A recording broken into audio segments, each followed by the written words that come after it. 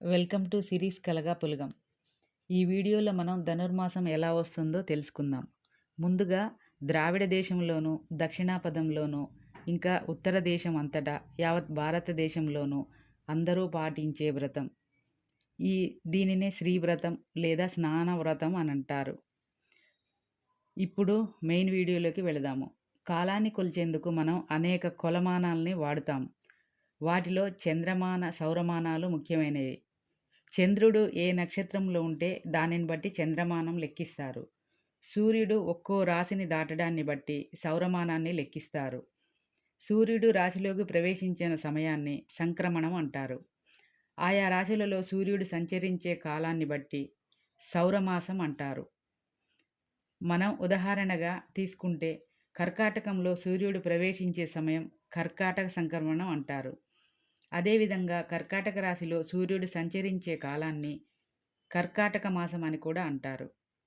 సూర్యుడు ధనుసు రాశిలో ప్రవేశించిన సమయం ధనుస్సంక్రమణం కాగా, ధనుస్సులో సూర్యుడుండే కాలాన్ని ధనుర్మాసం అని. అయితే మానవులకు 1 సంవత్సరం అయితే దేవతలకు 1 రోజు కింద లెక్క. ఈ లెక్కన ఉత్తరాయణం రాత్రి, దక్షిణాయనం పగలుగా భావించబడుతోంది. సూర్యుడు కర్కాటక రాశిలో ప్రవేశించుట కర్కాటక సంక్రమణం అని అంటారు. ఇక అక్కడి నుండి దక్షిణాయనం ప్రారంభం అవుతుంది. అనగా ఇది రాత్రి కాలం. సూర్యుడు మకర రాశిలో ప్రవేశించు సమయం మకర సంక్రమణం అంటారు. ఇక్కడ నుండి ఉత్తరాయణం అనగా పగలుగా భావన. ఇలా భావించినప్పుడు దక్షిణాయనమునకు చివరిది, ఉత్తరాయణమునకు ముందుది అయిన ధనుర్మాసం ప్రాతకాలములో పవిత్రమైనది. సాత్వికమైన ఆరాధనలకు ప్రధానమైనది. సత్వగుణ ప్రధానమైన విష్ణువును ఈ నెలలో ఆరాధిస్తారు. ఈ నెల విష్ణుమూర్తికి ప్రీతికరమైనది. అలాగే గోదాదేవి కథ ఈ మాసమునకు సంబంధించినదే.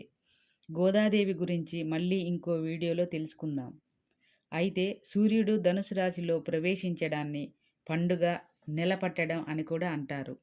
ఈ నెల రోజులు ఇంటి ముందు పండుగ హడావుడిని గుర్తు చేస్తూ 4 వీధులు చిహ్నంగా ముగ్గును తీర్చిదిద్దుతారు. అయితే ఈ ధనుర్మాసం సౌరమానానికి సంబంధించింది. కానీ మనం తెలుగువారం. చంద్రమాన అనుమాయులం. దీనికి గుర్తుగా ఈ ముగ్గు మధ్యలో చంద్రుణ్ణి తీర్చిదిద్దుతారు. కార్తీక మాసం, మాఘమాసం, శ్రావణ మాసం ఇలా ఈ నెలలకు మాత్రమే ప్రత్యేకత ఉందని చాలామంది భావిస్తారు. కానీ ఈ ధనుర్మాసం కూడా చాలా ఆధ్యాత్మిక ప్రయోజనాలు కలిగిన ప్రత్యేకత ఉంది. ధనుర్మాసమంతా ఉదయం, సాయంత్రం ఇల్లు శుభ్రం చేసి దీపారాధన చేయడం వల్ల మహాలక్ష్మి కరుణా కటాక్షాలు సిద్ధిస్తాయి. ధనుర్మాసం విష్ణుమూర్తికి చాలా ప్రత్యేకమైనది. తిరుమలలో ధనుర్మాసం నెల రోజులు సుప్రభాతం బదులుగా తిరుప్పావై గానం చేస్తారు. విష్ణు ఆలయాల్లో ఉదయం అర్చనలు చేసి, నివేదనలు చేసి వాటిని పిల్లలకు పంచుతారు. ఇలా చేయడాన్ని బాలభోగం అంటారు. ఈ మకర, కర్కాటక సంక్రాంతులలో స్నాన, దాన, హోమ, వ్రత పూజలు చేయటం చాలా మంచిది. నెక్స్ట్ వీడియోలో ధనుర్మాసం గురించి ఎందుకంత ప్రత్యేకత, విశిష్టత ఉందో తెలుసుకుందాం.